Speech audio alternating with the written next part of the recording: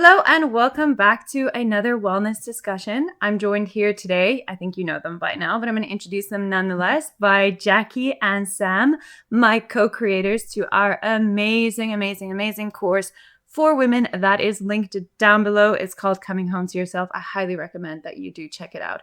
But for today's video, we want to discuss all things food for fertility, both for women and men. Usually we focus a lot on women, but today we're going to be giving some nice tip that you can incorporate for your man if you're a woman watching this, or if you're a dude watching this, that you can do to enhance your fertility.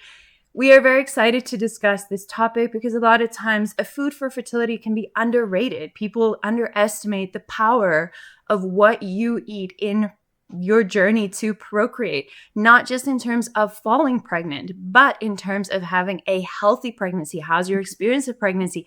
It can impact the birthing experience that you have, as well as the health of your kid thereafter. So do not underestimate the value of what we can do in preconception and in our trying to conceive journey in terms of just enhancing that experience towards your parenting journey or adding more babies if that's where you're at today. With that all being said, we're going to jump right into today's topic. And I want to start by asking Sam, if you can please share with us, what is your favorite fertility food? So I have a few, but I'm a proper foodie and I'm really passionate about nourishing my body with high nutrient dense foods. I myself am preparing to conceive within the next few months. So the things that I'm really focusing on, kind of the foundational foods that I'm focusing on, is eggs, an abundance of eggs, and making sure that I don't cook my yolks too heavily right now so that I get the real choline goodness that comes from beautiful organic eggs. I'm focusing on a lot of grass-fed meat and stewed meat and meat with a lot of gelatin and collagen in it. So a lot of warming foods as well, which is going to get easier as we move towards winter time, kind of really preparing the body with soothing, easily digestible foods. And then definitely focusing on some seafood for that zinc. I've got some prawns coming in, some oysters, and then some gorgeous raw dairy as well. So those are kind of my foundational elements.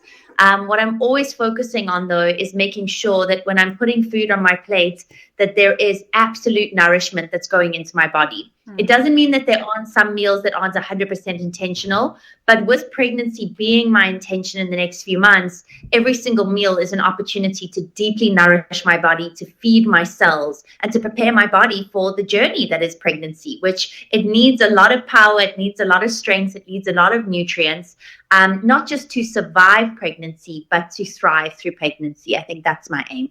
Oh, that's so valuable. You mentioned quite a few foods there, but I just wanted to hone in on one of them as a starting point. And that is one that I definitely struggle myself, but I recognize that it is so important. So maybe Jacqui can enlighten us on the importance of it, but it is eggs. Eggs.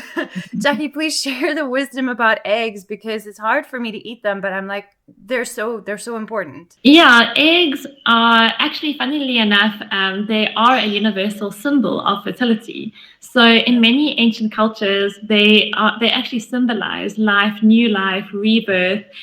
So in like ancient Egyptian cultures, Greek cultures, and especially in ancient China, it was actually tradition to give newlyweds duck eggs as a wedding gift to promote fertility.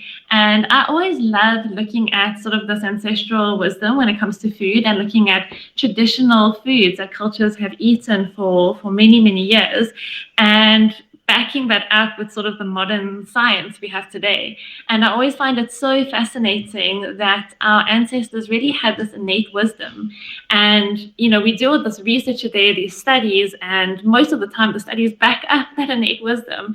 And it's just interesting that they didn't have randomized controlled clinical trials, you know, like 1,000 years ago, but yet they knew this. They had this innate wisdom.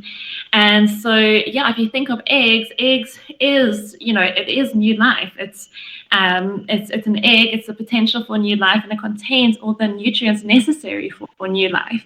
So it's incredibly nutrient dense. Some of the particular nutrients that I like to highlight in eggs, as Sam said, the choline. Choline is really important, and some studies suggest it can actually increase ovarian function. And we know for baby development in particular, choline is really important for brain development of babies. And most women aren't getting enough choline. So eggs, egg yolks, and like Sam said, runny egg yolks are especially a good food to be prioritizing. Grass-fed, like pasture-raised egg yolks in particular, are going to be a good source of folate. Especially pasture-raised, because the grass is what is a good source of folate for the chickens, and they'll pass it down to their eggs. So if it's not like pasture-raised and not eating grass, it's not going to be as high in folate. And then biotin, egg yolks are a great source of biotin, and most pregnant women actually become biotin deficient during pregnancy.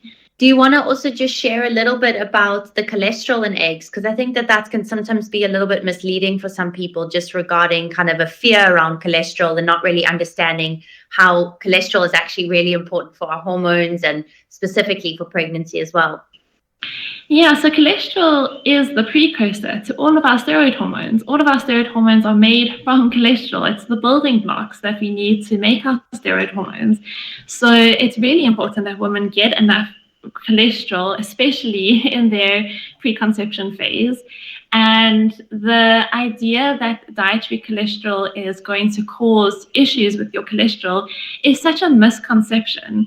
If someone has elevated blood levels of cholesterol, that's an indicator of an underlying metabolic problem. That's not an indicator that you're eating too many eggs. There's plenty of people that eat tons of eggs and have perfectly healthy cholesterol. So the idea that eggs are going to raise your cholesterol just is not justified. If you have high cholesterol, that is something to look into, but it's not the eggs you're eating that's causing that. That's a metabolic issue that you need to dive into. Carmen, what is one of your favorite fertility foods? It's not a favorite fertility food, but it is one that I want to share because we're in the heart of winter right now, and Sam touched on it, which is usually in our society, we tend to overeat muscle meats, in my opinion, and we forget about the other parts of the animal. So currently for us in our home, as part of our preconception for our second baby, we are really prioritizing the gelatinous side of meat eating. So we are having bone broth every single day, and we are prioritizing making various different types of stews. And I would really appreciate if, Jacqui, you can rather share the wisdom of why we would want to incorporate more of those types of meats rather than just focusing on the muscle meats. Yeah, so the collagenous meats are going to have a different amino acid profile to your muscle meats. And the amino acid in particular that is really beneficial in collagenous meats is glycine.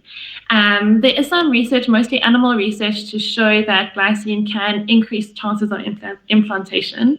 So having adequate glycine is going to be an important part of making sure that implantation is successful when you're trying to conceive. And in terms of just balancing out your amino acid ratios, if you're eating tons and tons of muscle meats, too many of those amino acids can start to be inflammatory in the body, and we need to balance that out with the amino acids found in the collagenous parts of the animal. And inflammation, excess of inflammation, that can be one of the drivers of infertility. So that's definitely a really helpful tip. Just one of the things that I like to do is, if I am eating a steak or if I am kind of eating more muscle meat than I usually would, I always have a big pot of bone broth in my fridge that I just tap into whenever I need to. So if I'm going to make a steak, I like to make like a mushroom sauce with bone broth inside of it. So you kind of add in those amino acids back into the muscle meat.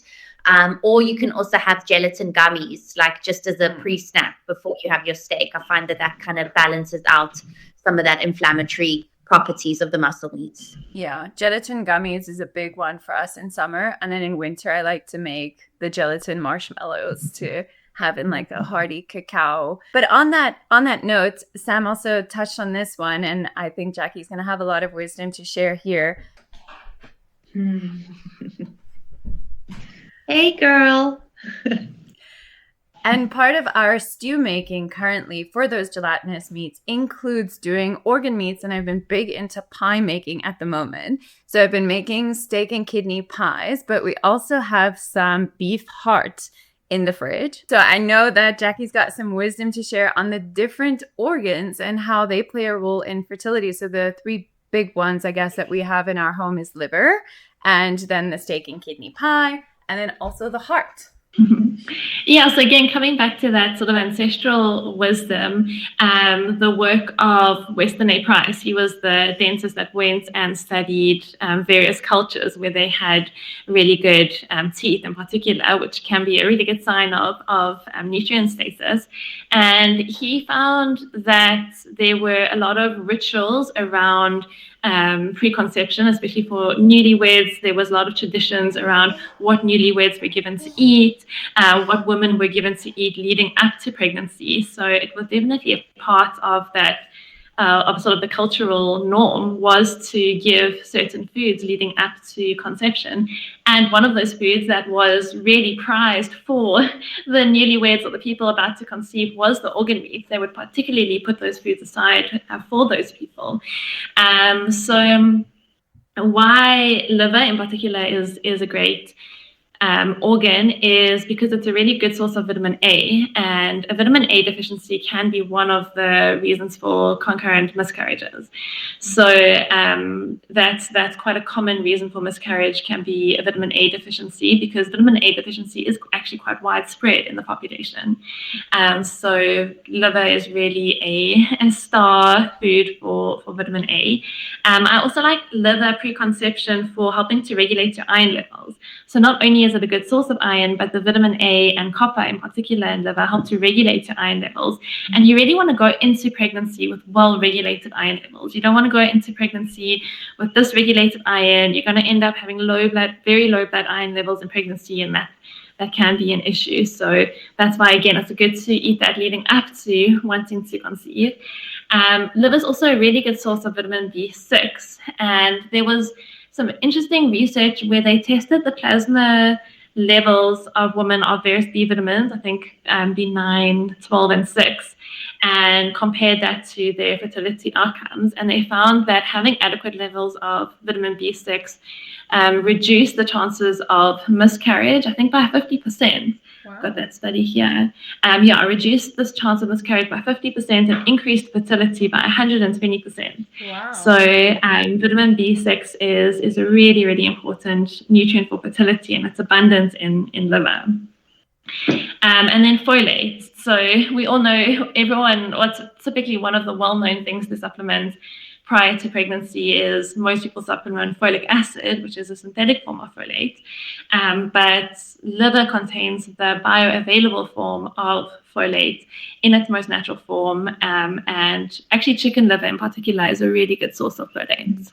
I just wanted to ask Sam to come in here because she's the foodie, I think, of the 3 of us. People watching this may be like, oh, no, organ meat's not my vibe. Like, I'm not going to do it because some people are put off by it. So, Sam, can you share some tips on how you like to eat your organ meat? I'm going to be honest. The only organ that I actually do consume is liver. I haven't quite gotten into the hearts and kidneys yet. But how I like to do it is I get a pack of liver mince. And let's say, for instance, I'm going to be making a spaghetti bolognese or a mince-based dish. I add that with my regular beef mince, and you cannot taste it. It's not even something that I think about anymore. A really great option as well that we sometimes used to buy is a 50-50 liver and mince beef sausage. Again, the minute you mix it with something else, it completely eradicates kind of maybe a heavier taste, or if you kind of are a little bit sensitive or fussy when it comes to organs, you just want to blend it into something else. So burger patties, sausages, mince-based sauces, or even soups, like adding a little bit of liver. You don't need that much liver. I think Jacqui can also back me up on this. Like, you don't need huge amounts of liver for it to be effective. It's such an effective food source that you don't need to add a lot. So just adding a little bit of liver mince or chopped up liver to your food is great.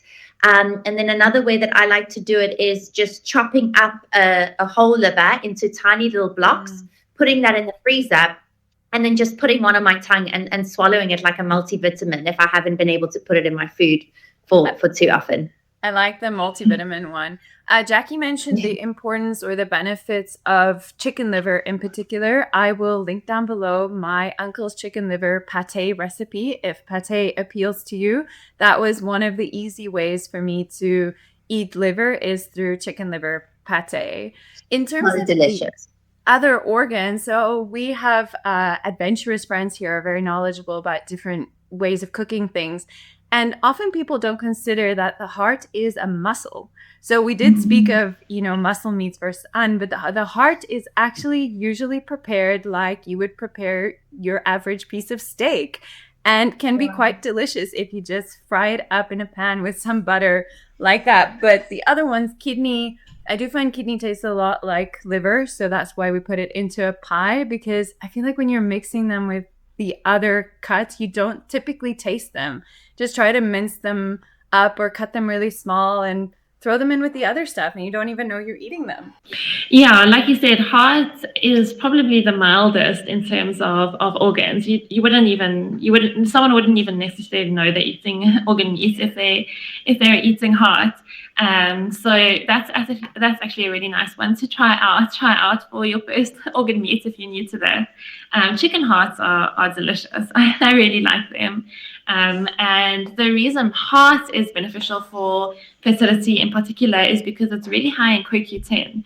And CoQ10 is a nutrient, it's an antioxidant that is very, very well researched for fertility. So usually if you're sort of Googling what supplements should I take for fertility, CoQ10 will come up. Probably on most articles that talk about fertility. And all three of us are big advocates for whole food as much as possible over supplements. So I would say beef heart or chicken heart is going to be your first go-to to get that source of CoQ10 in. In terms of how it improves fertility, in particular, it's been shown to improve the quality of the egg. So because it's an antioxidant, it can reduce oxidative stress in the body, which is one of the major contributors to poor egg quality. And that can really help support egg quality. It also can support sperm motility. So for the males, equally consuming beef heart is going to be really beneficial. In terms of kidney, it's a really good source of selenium, which is really important for pregnancy.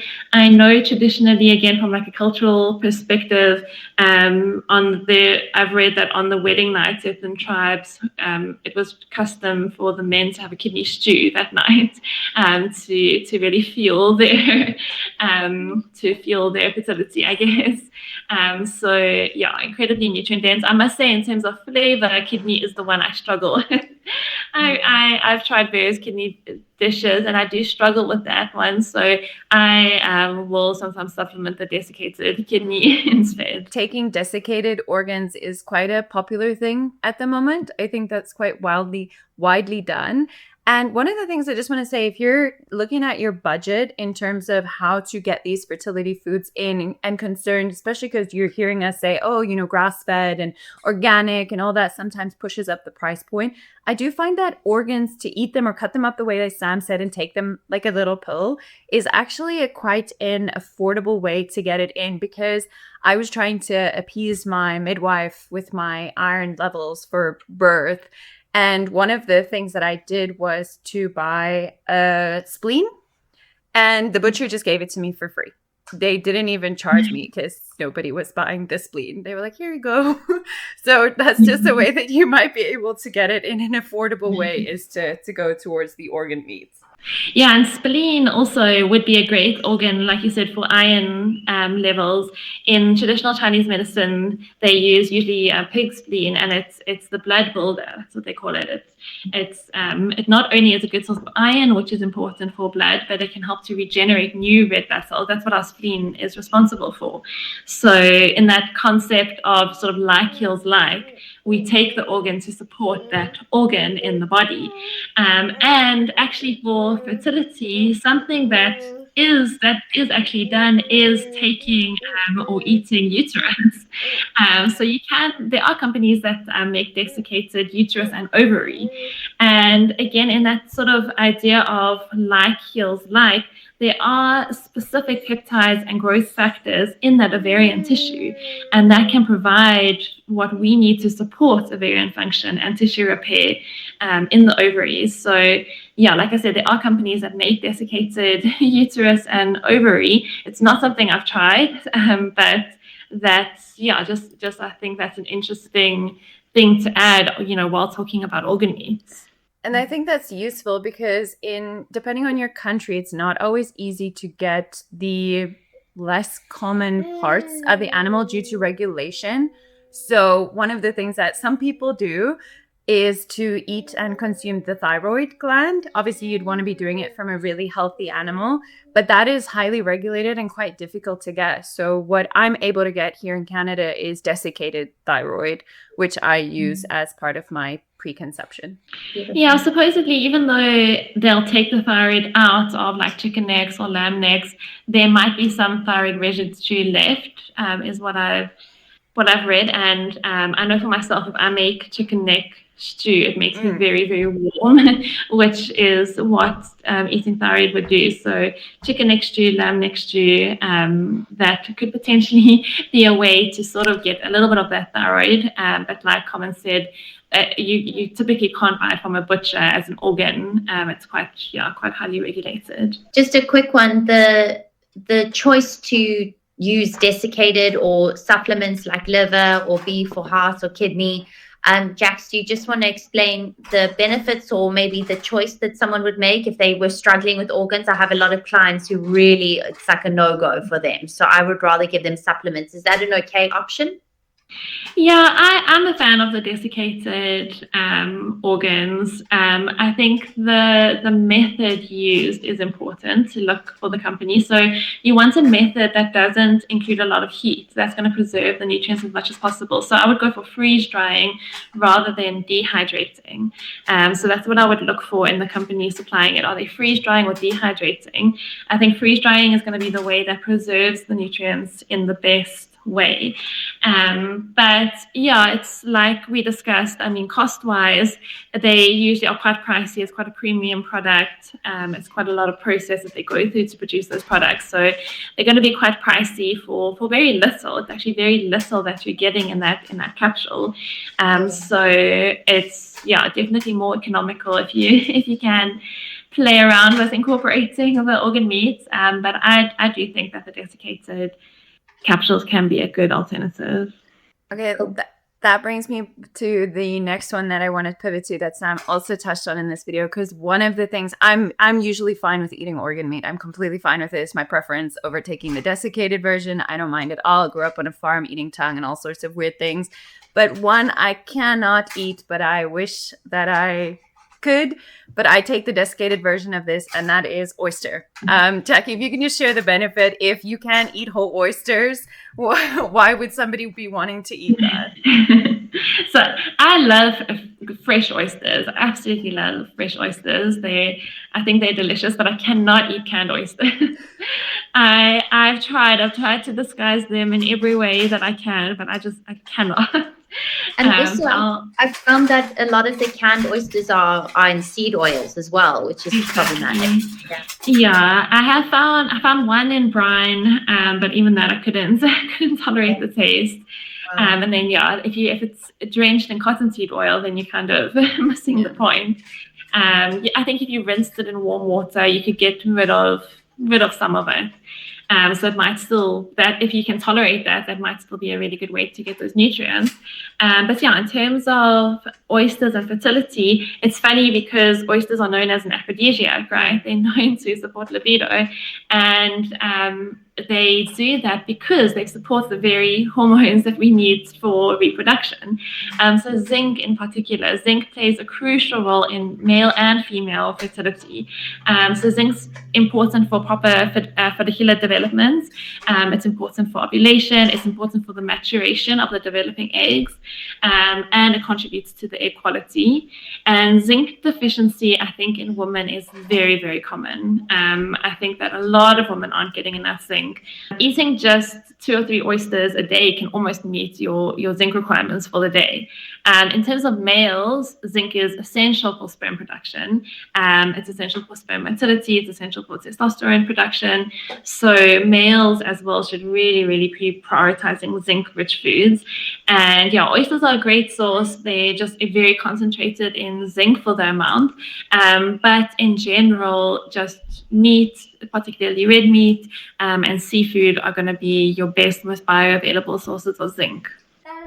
That's awesome to hear, because unlike us, my husband is able to tolerate eating canned oysters, so he does regularly consume canned oysters. So I'm very grateful for that. We're trying to convince our toddler that it's nice, but she's not bought into it just yet. And just on the topic of seafood, I really like seafood in general as a preconception food. So especially your shellfish, because they are really good sources of taurine. Taurine is incredibly important for fertility. It's particularly important for the embryo implantation. And they've done studies where the animals are completely taurine deficient and they cannot get pregnant. The embryo doesn't implant. And we do make taurine. It's not an essential amino acid, so our body can produce taurine. But in studies where people were supplemented with taurine, their fertility outcomes were better. So it just shows that getting additional to what your body can make is still beneficial. And like I said, seafood, particularly shellfish, oysters, scallops, mussels, those are all really good forms of taurine. But in general, we can only get taurine from animal foods. So meat and seafood, you don't get taurine in plant foods. Oh yeah, that was something I wanted to mention earlier when you were speaking about the importance of vitamin A. I think a lot of people just assume that means like all vitamin A, and then they usually say, but yeah, I eat a lot of carrots. It's also not exactly the same. Yeah, so plant foods will have beta carotene, which is a precursor to vitamin A. Your body still needs to convert that into the usable form of vitamin A, retinol. And in animal foods, we get retinol. So in egg yolks, liver, dairy, we'll get retinol.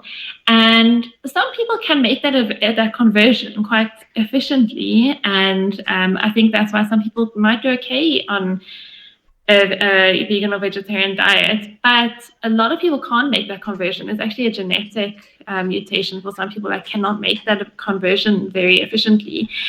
You also might not be able to make that conversion efficiently if you've got a bit of a sluggish liver, for example, low thyroid function. So I think a lot of people would struggle just getting their vitamin A from plant sources only, and yeah, definitely benefit from getting a more bioavailable source. Okay, one of the things that I'm really grateful that I'm able to eat again since healing some of my gut challenges is dairy. Dairy, specifically full fat and raw, is full of so many nutrients and minerals. I think so many of us have been taught to be fearful of butter, and I have the very opposite approach in my house. I have big blocks of butter with my breakfast and egg, and cook a lot of my food in butter. And then wherever I can add some raw cheese or Parmigiano, adding that to my food as well. Particularly raw dairy is so potent and powerful for fertility. Yeah, I think overall it is just a very nutrient dense food. So it's a really good source of calcium. It's the most bioavailable source of calcium.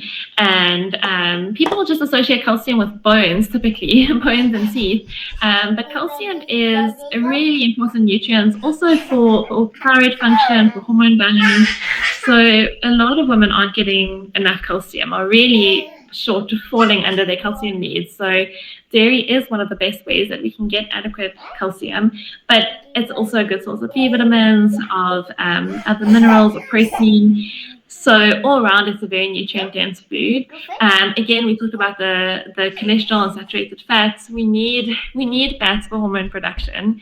So I think that the saturated fats is typically one of the reasons dairy gets feared, and I don't think that is a reason to fear dairy. Instead, that's actually a reason that we should be prioritizing dairy.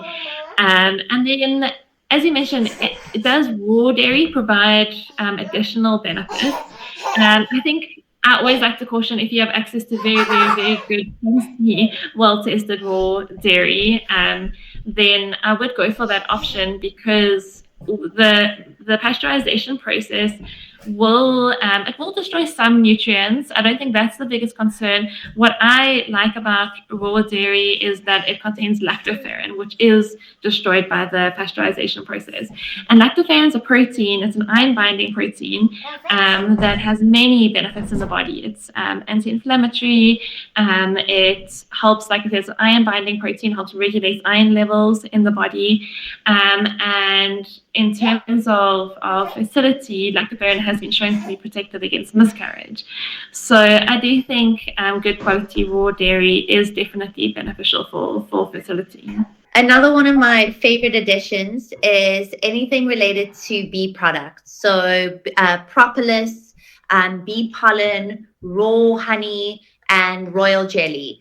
They're all just so amazing in terms of their medicinal qualities, in terms of their nutrients that they add to the body. Yeah, honey is known as a fertility booster, and it's also one of those foods that has been used like ritualistically in many fertility traditions throughout various cultures.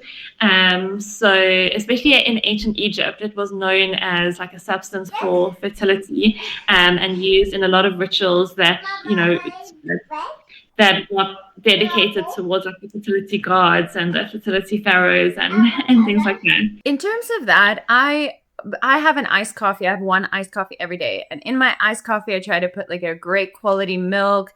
And then I put my desiccated oyster in there. And then I put honey in there. And one of them that I used to put in there, but maybe Jacqui, you can enlighten us on how best to eat this, because I'm finding it difficult where to consume it with my other food, is bee pollen. So I was putting it in my iced coffee, but then I pour hot coffee over it. And I think that it is not as beneficial if you're heating it up, and that it is preferable to take it cold. So I'm having a little bit of difficulty because I don't know if you guys have tasted bee pollen, but you think it's going to be sweet and nice, and it's not. It's not.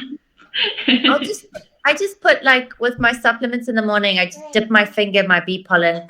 I put it on my tongue and then I just swallow it. I also just take it. I take like a quarter teaspoon or half a teaspoon. I just take it. In terms of nourishing drinks, though, are there any recommendations that either of you can make in terms of what you like to consume that is a good fertility beverage to have? I love nettle tea, nettle infusions, red raspberry leaf tea, oat straw. So any kind of mineral-rich infusions that are hydrating the body on a deep cellular level. So making sure that when I am hydrating, I'm not actually flushing out the minerals in the body, but actually replenishing those mineral stores.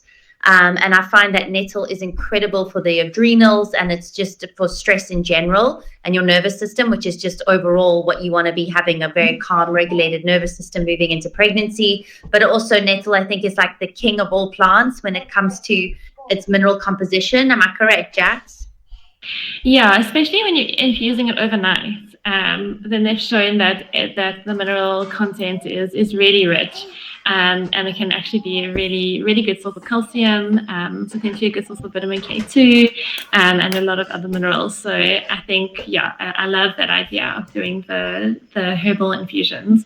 Nettle also is an aromatase inhibitor, so can help if you have excess estrogen levels. So that's also really important prior to conception. Excess estrogen levels can contribute to a lot of issues related to fertility, things like potentially PCOS or endometriosis. A lot of women can get pregnant with estrogen dominance, but then often have a very uncomfortable pregnancy, lots of nausea, and that's typically a sign of estrogen dominance going into pregnancy. So aromatase inhibitors are a good part, a good thing to include in your diet as well. In terms of other drinks, one of my favorites is actually pomegranate juice. So pomegranates, I saw this quote on Instagram. It's by a naturopathic doctor. Her name is Andra. I really love her Instagram page, especially for all things fertility. And she had a quote there that says, "A pomegranate a day keeps the IVF away." And I thought that was quite a cool quote. And then in it, she talks about pomegranates and their role in fertility. And again, I really love this idea idea of sort of these symbols of fertility throughout various cultures. And the pomegranate, actually, if you think about it, looks like a uterus with eggs. Yeah. And so it's been seen as a symbol of fertility in many, many cultures.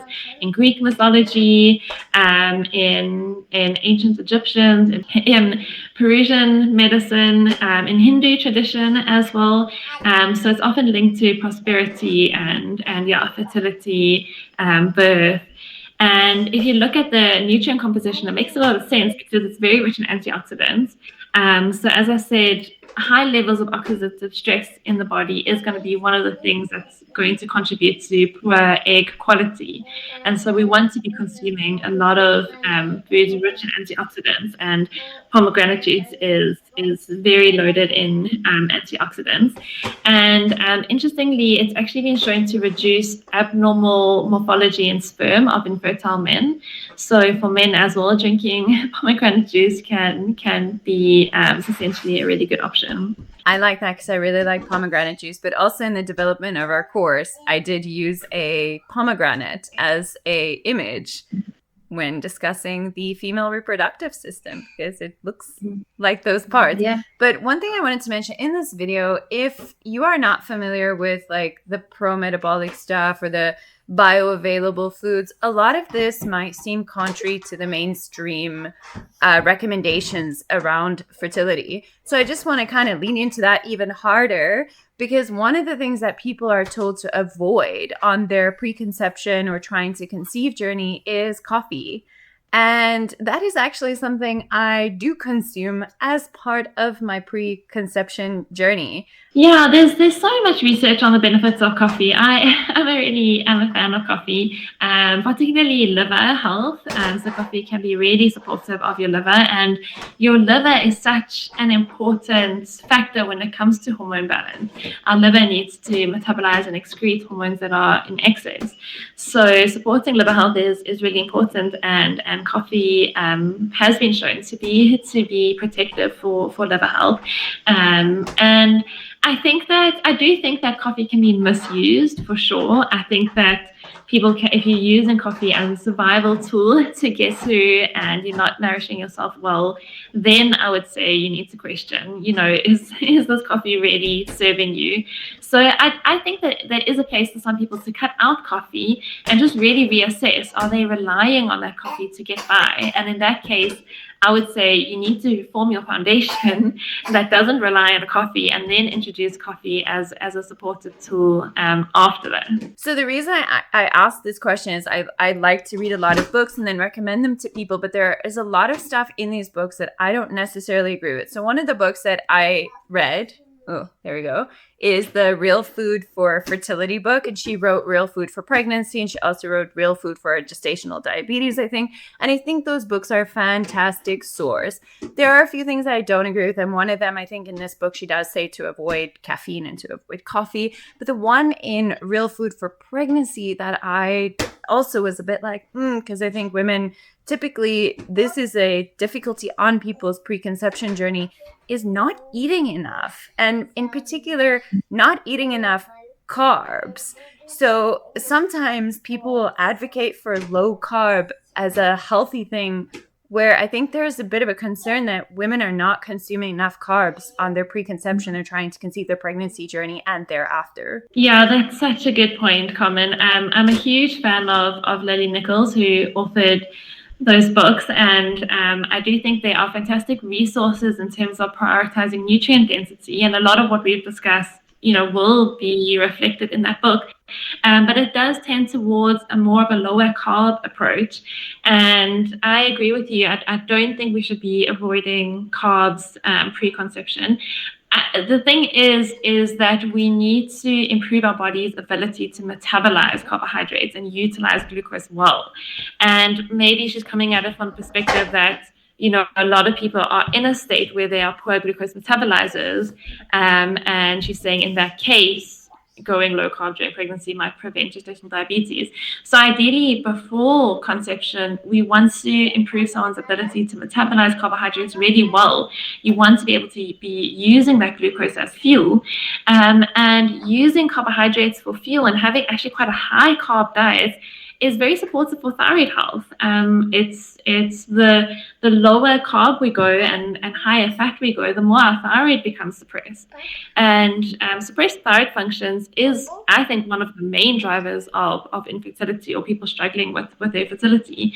So having a high carb diet is a way to promote thyroid health. We're promoting our energy metabolism. Our cells need a lot of energy. We want to be creating energy efficiently. And carbohydrates or glucose is our preferred fuel source for most of our cells. And so I really don't think that we should be fearing carbs. I think all of us agree that the carb sources we want to be prioritizing are nutrient rich. We want to be prioritizing root veggies, fruit, well-prepared grains, maybe well-prepared legumes if you can handle that.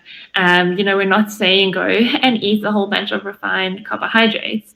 But I wouldn't see going low carb as a good strategy preconception. Another one in terms of the misconceptions, or maybe just where there's a lot of confusion we touched on briefly, is seafood.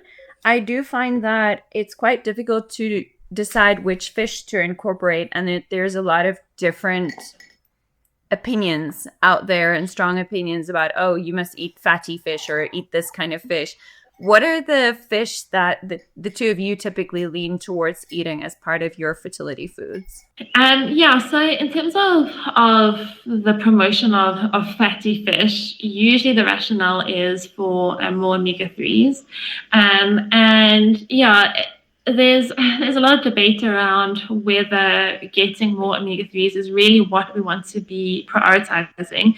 Omega-3 is a polyunsaturated fat. It's a very unstable fat, and it's something that we can get in excess as well. I think people think, if something's good, more must be better. We must eat tons of salmon and take omega-3 capsules. And I think that if you eat a good quality diet with grass-fed beef and pasture-raised eggs, you will get enough omega-3. I don't think you need to overdo it by consuming tons of salmon. Most of the salmon that you're going to find is going to be farmed salmon. Even these days, even salmon that comes from the ocean, they're doing farming in the ocean. They're quartering off sections where they're feeding these salmon horrible diets, soy and corn and not species appropriate diets.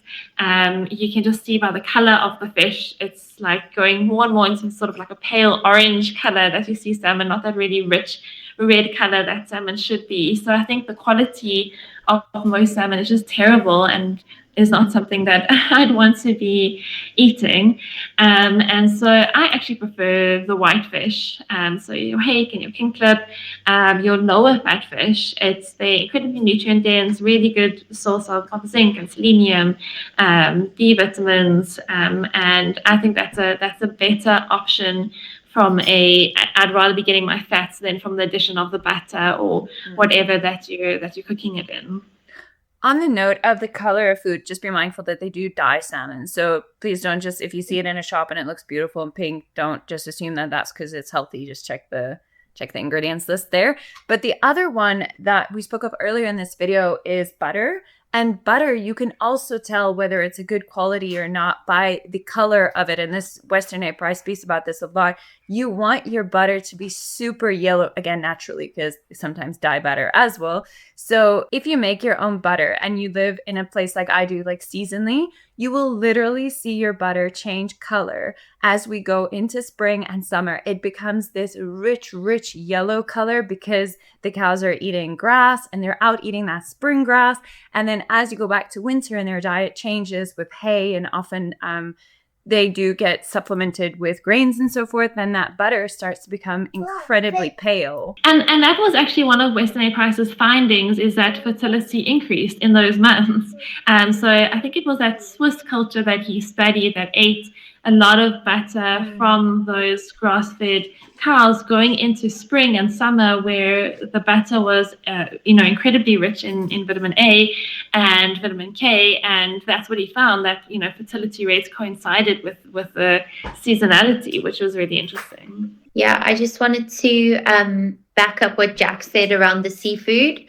Very rarely am I eating kind of high fatty fish, specifically kind of actually avoiding salmon a lot of the time, because firstly, like Jacqui said, the color of that salmon when I'm looking at it in the shops is so far from what the color of it should be. And I'm even suspect when the color is more of a brighter orange, because most farm salmon today is dyed with colorant and full of antibiotics and hectic stuff. So I'm also leaning more towards the white fish and then the shellfish as well. So that's kind of where I'm getting my zinc from. How about sardines? It's another one in the list that I struggle to eat. I struggle with sardines. Yeah, I struggle with sardines as well. I see people eating like canned sardines on toast and just just casual, and I'm like, oh, I can't. I've tried making sardine fish cakes, which were okay.